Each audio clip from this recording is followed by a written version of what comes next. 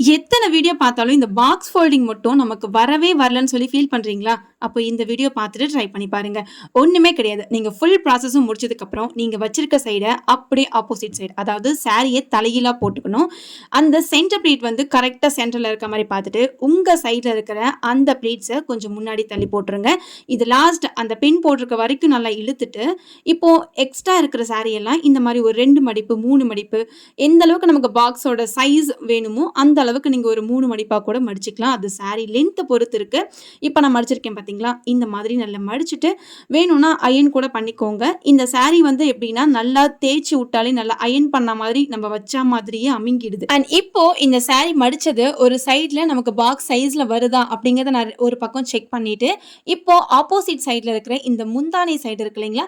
அதை நல்லா இந்த மாதிரி நல்லா உதறி விட்டீங்கன்னா நம்ம மடிச்சிருக்க அந்த ப்ளீட்ஸ் எல்லாம் அழகா உங்களுக்கு சுருக்கம் இல்லாம வரும். அதை இப்படி உங்க முன்னாடி அப்படியே இழுத்து விட்டுக்கோங்க.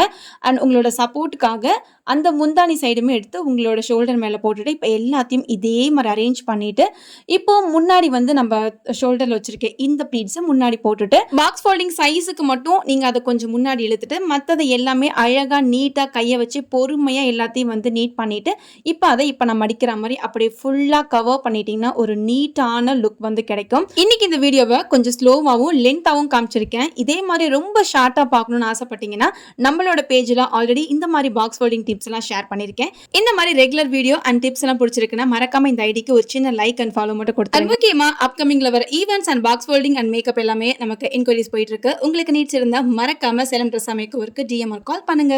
பாய்.